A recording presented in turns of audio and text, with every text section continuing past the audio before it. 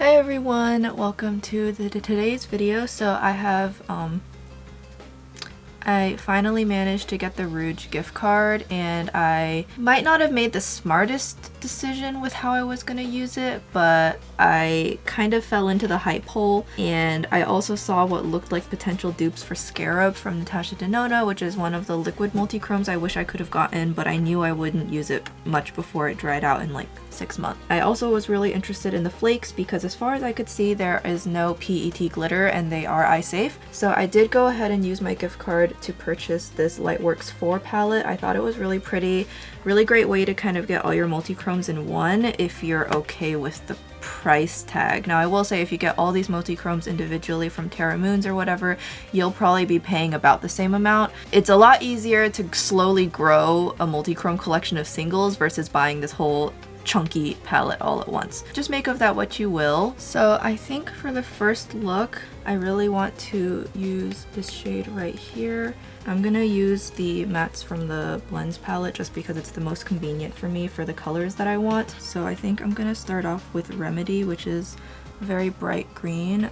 I don't really have many super bright greens in my collection like this. This green reminds me of the greens in ABH and Norvina Volume 3, but the matte, that quality of that palette is super questionable. And you know, I bought it with my own money way back in the day, so I do still have it, but I really at this point only have it because the packaging is pretty and I like seeing them all lined up. I very rarely use it, and I certainly don't use it on camera anymore. The niche that the Norvina palettes could have fulfilled is more or less taken by Blend Bunny at this point. Blend Bunny also is a better quality and cost less. I'll kind of zoom through the matte section a little bit. I don't really want the mattes to be the reason this video is a really long one. Green's been laid down, so now I'm gonna take that multi-chrome. I'm gonna use a brush first just because I don't want to dirty my fingers right now. Evidently I need to wash my brushes is what I'm learning from this. Okay, so I'm gonna go into Escapism. Feels very creamy. So on the brush I do see a base. We'll see how dark it is, but it picks up so well on the brush.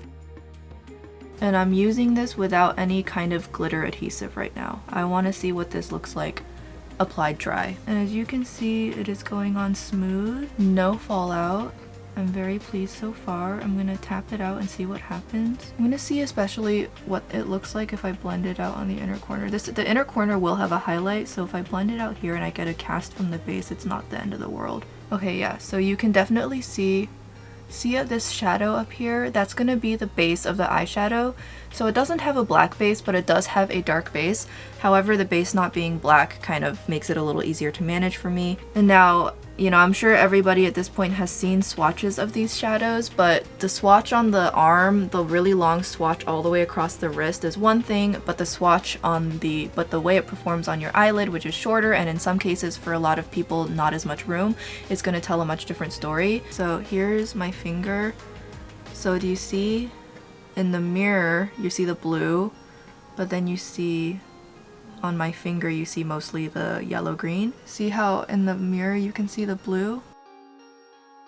So I'm just going to intensify it with my finger now, and I'm going to blend the top out using a matte shadow. And so I'm just applying a nice thick layer, but you can really see as I turn my head, you see this cast popping up?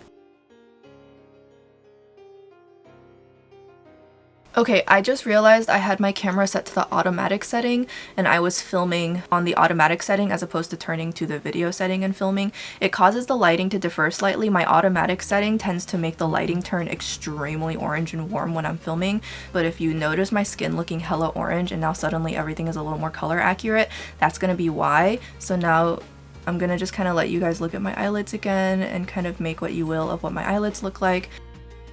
So you can see what it looks like in the mirror. Back to your regularly scheduled programming of eyeshadow. I do really love how smooth this is. You can see really smooth, really pretty. It really hides the wrinkles in my eyelids, doesn't emphasize any texture, looks really pretty. I do have the Rare Beauty primer on, but it's mostly for the mattes. So I'm gonna go into Luxe, which is the darkest green in blends. I'm gonna use that to try and kind of marry the two shades together. And aside from the white and the black, blends doesn't actually go super dark, especially for the greens.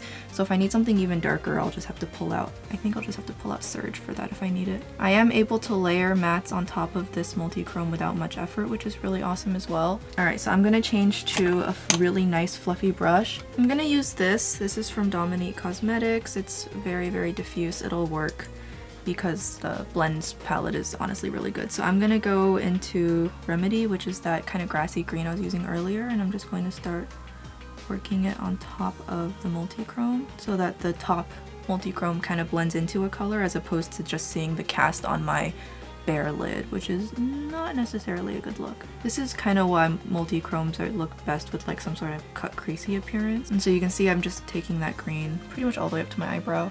And so whenever I take eyeshadow up that far, I do kind of have to blow it out a little more, or else it's going to make my eye look too circular, just because my eyes are already kind of short, and that really just helps make the look more balanced. Going back into my old brush, and I'm going to take Luxe.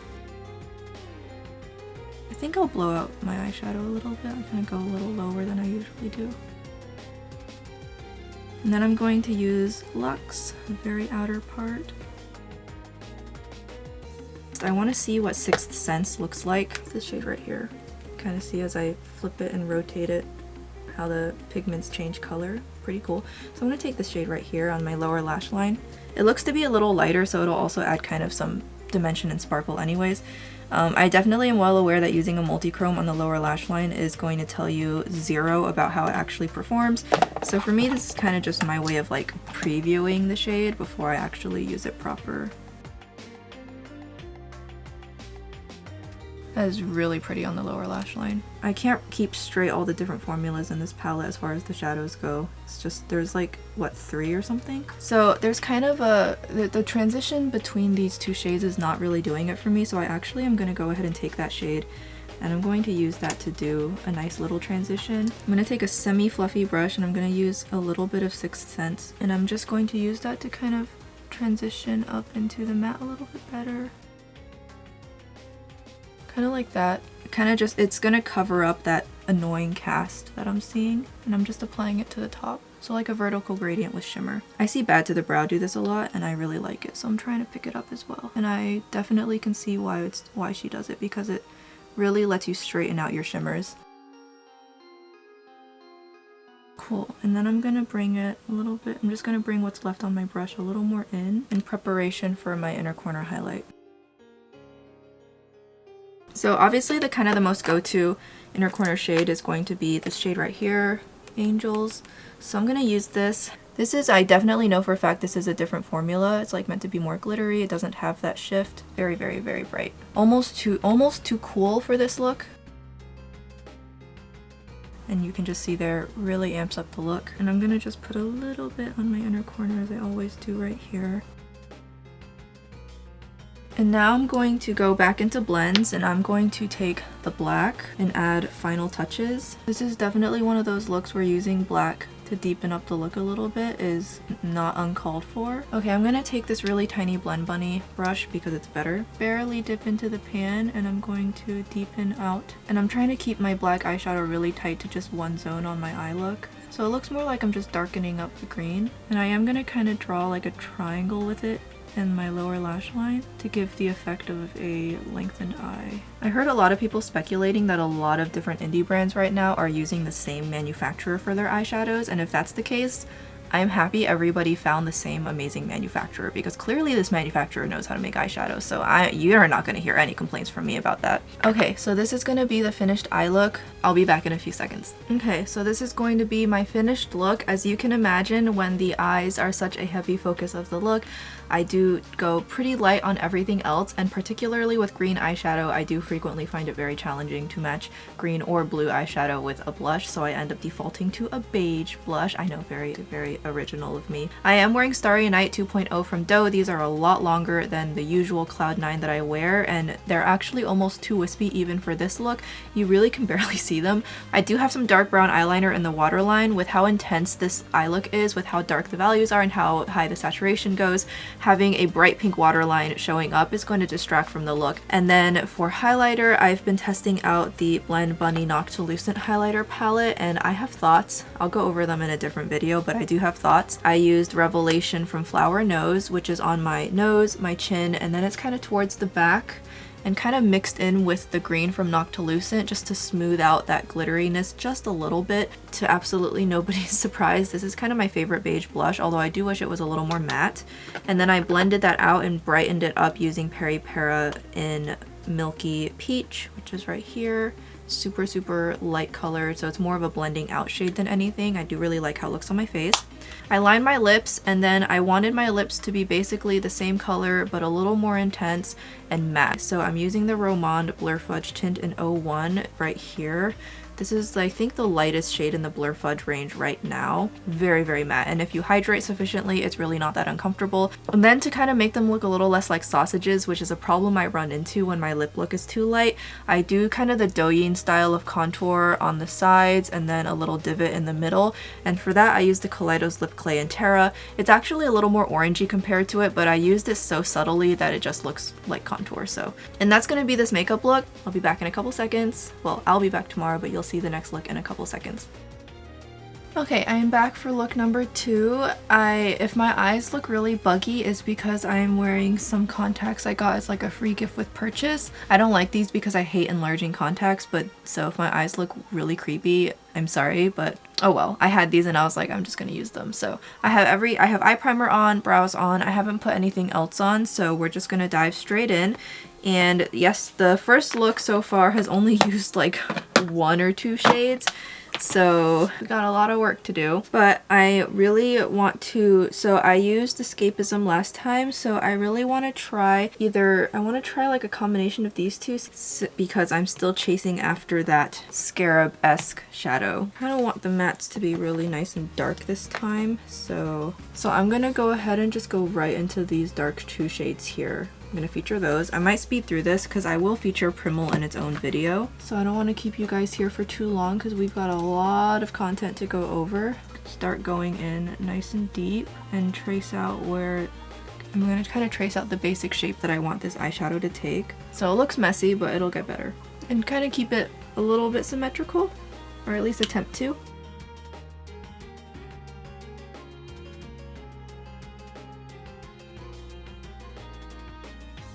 I do have the camera on auto exposure right now. I was hoping it would work, but it doesn't seem like it's working, so apologies in advance. I will try and fiddle around with it later. Okay, so I'm liking how that looks so far. So I'm now going to go into the dark purple, and I'm going to just add a little bit more color. This dark purple is also much darker in value, so it's really adding some really nice depth. It doesn't look too different though, so maybe I didn't need to do that, but I just wanted to see what would happen, honestly. So I really like how that looks. So now I am going to use some kind of glitter adhesive so that I can get a nice clean kind of line. So I am going to take my NYX glitter glue. I'm a little nervous about this part just because I'm usually not good at this kind of stuff, but we'll try it.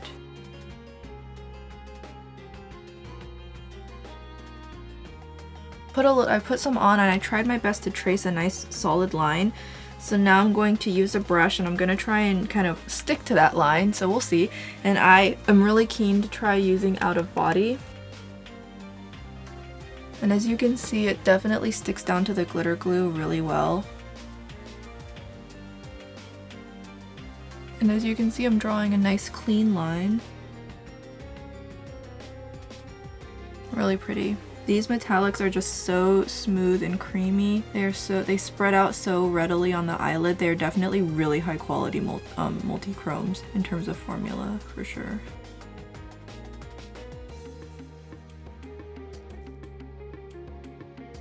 Okay, so we drew a nice clean line to kind of start working on the cut crease, and you can see, so I'm gonna do the same thing I did with the previous look. I'm gonna hold a mirror so we can see the shift. So you can see in the mirror, again, you can see that there is a blue purple shift. And this does also have a base to it, but it's not like a black base. It's more of like a bluish base actually. It's really pretty. I really like that. Okay, so I'm loving how this looks so far. Okay, so I'm gonna go and switch over to a pointy brush now. And I'm going to use, I just bought this. This is a brand new. Now I have glitter glue, so we're gonna see how much these mats stick to it. So I'm actually gonna switch over to Mimic, which is kind of like this lighter blue. I don't apply too much pigment. And I'm gonna use this on top of the cut crease. And then I'm going to work my way down into the deeper shades carefully. So that's what that's looking like now. Okay, so that's kind of a good rough layout of how things are doing so far. And now I'm going to try and blend all this out, which is kind of the hard part for me for sure, is the top of the cut crease. I always have such a hard time blending it out. So I'm going to switch out to another palette and I'm going to go back into blends and I'm going to use the light purple that is in blends to try and start softening this up. And you can see that does help a lot, and of course, as I've mentioned before, these pigments do blend out really easily. And then I'm just gonna blend out the edges. Nice blending satisfaction right there. I do notice that the dark part of this eye look doesn't go up high enough, so it kind of looks like there's an abrupt line here, so I'm just dropping everything. Yeah, let me just fix that really quick. Yeah, that helps a lot. Okay. And then I do think I benefit from a little bit of black, just like a little bit. So I am going to take the same brush and I'm going to go into the black and Primal, which is a huge pan. I know she made this palette for a very specific type of Instagram account, but I still cannot fathom how those people managed to run through so much black eyeshadow. We're really going for that kind of Instagram eye look right now. I don't know, I've been really interested. I want to get better at my eyeshadow technique. I really want to get better at incorporating blacks, really get those deep smoky looks. This is pretty much the same as the black and blends. I do like that there's a really big pan of white. I do use more white eyeshadow for sure, but black eyeshadow, I don't know, man. Okay, so as you can see, the top of my cut crease is looking a little bit messy, but I've never been super good at resolving that part. So what I'm going to do instead, which I know is a very common tactic, is I'm going to use a light color, go over the top, and we'll clean it up a little bit that way. And I'm going to go into Sixth Sense now because I feel like that's just like my favorite shade to use for kind of doing minor course correction. So I'm going to go into Sixth Sense and I'm going to use that to just... And I'm gonna just let that also be my inner corner shade for today. And do you see how that just adds some really nice structure to everything? It just kind of covers up all of my mistakes. And I love how easily these shades are applying right now. I feel like I have total control over where they're going. And while they definitely benefit from glitter glue, I don't think you need it. And these two shades merge into each other really seamlessly since they are analogous colors. So as you can see right now, my lower lash line is empty, which looks hella strange. So I'm gonna work on that now. I've just been trying, I'm not really so sure what I want to do down there, but I think I have an idea. So I'm gonna take the glitter glue and I'm just gonna take a little bit of it on my fingernail and I'm just gonna put it on the lower lash line. I definitely would say if you're gonna be doing some complicated work with the metallics on the lower lash line, that's when glitter glue suddenly becomes way more recommended. So what I'm going to do is I'm actually gonna take Trance, which is right here. I'm so interested in the shade. This doesn't seem very multi-chromy, but it looks beautiful. Again, it's got such a creamy feel to it, and I'm gonna use this on my lower lash line. And I'm gonna blend this out with a matte later, but I wanted to lay it down with the glitter glue first. So I'm just gonna put on that much.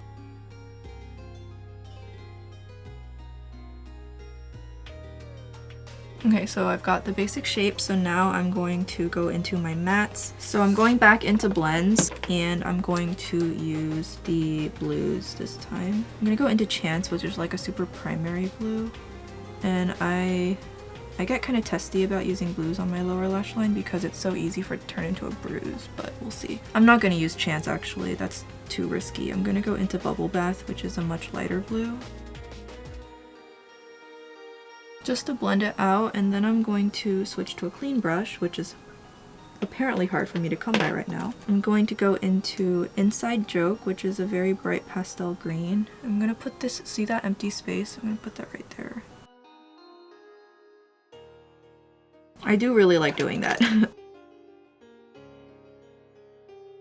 And then I'm going to go into Giggle, which is that purple I used to blend out the upper lash line. The same purple I used to blend out everything, I'm using it on my lower lash line. Again though, it is super easy to wander into bruise territory, especially if you have olive undertones. Applying this shade very precisely and very conservatively, not blending it out all over my under eye bag region because I do not want to look like I punched myself in the eye. And now I'm going to take a green, so I'm going to take Remedy, which is a primary green. As you can see on my brush, it just looks like a very nice primary green, and I'm going to take it right on the end here. And that's just going to add some color echo. I had bubble there earlier, but I decided I didn't like it, so I'm going over it with green. And blend that out because I put on too much. I think I'm going to go ahead and put this palette to the side now because I'm going to use something else to highlight my under eye. The Shadows by Phytosurgeons. I believe this shade is now discontinued, but I did get my hand on this before it sold out, so I'm going to use this. And it's got more of like a purple lavender feel to it, and it's that same sheer glitter topper that is similar to Fractal Phrygia, so I'm just going to dot this right in the middle to add some definition without hiding the shadow underneath. Just like that, and that just adds a little bit of sparkle. It was a long video, so I'm probably gonna have to do multiple videos with this palette so that the video doesn't end up being like an hour and a half long. But this is gonna be look number 2, and as you can see, definitely a palette for colorful lovers. It is so pretty and so much fun. So we're gonna go ahead and I'm gonna finish off the rest of my face, and then I'll be back and I'll just quickly go over what I used, quickly go over this look, and then I will move on to look number 3. Here is gonna be my finished look. As you can see, super heavy on the eyes, and then I kept everything else pretty low-key because like I am wearing, for lashes, I'm wearing Soft Bloom 1.0 from Doe Lashes. The Soft Bloom 2.0 I don't like as much as these. For blush, I have the Peri Para Pure Blush Sunshine Cheek in 13 Nice Pink. It is part of their pink collection, really pretty shade. For highlighter, my face at this point was really matte, so I added some tack using the Glow Cream base. And then for highlighter, the actual powder highlighter I put on top for the color. I don't have a true green highlighter, and I need to get on that and like actually get a true green highlighter because I don't have one yet, and that's a problem. So I used the Solmon green gold highlighter here, but that's gonna be that. And then for the lips, I lined my lips, and then I used Mull It Over from the Powder Kiss Liquid Lip Color as my all over lip shade, and then I contoured the corners using Nerd Pink from the Vintage collection using Roman, so that way my lips are a little bit, you know, wider looking, a little bit more smiley looking. This is gonna be look number 2. I'm probably gonna end the video here so that way I have more time to talk more thoroughly about these 2 looks, and then I'll make another video with more looks. And yeah, this is just kind of a fountain of content at this point for me, but I know a lot of people are super on the fence about this, so I hope that this video helps. And if you have any questions, please feel free to let me know. More looks definitely coming. I'll be filming more of as many as I can. So I'm gonna end this video here. 2 looks using Lightworks, more to come. The next video, I'll definitely also make sure to use the aqua activated shades and the flakes. I just wanted to focus on the powder shadows for this and just kind of have fun. And I had so much fun so far. I'm really excited to film more content. So that'll be it from me for now. I hope you guys enjoyed this video. Bye-bye.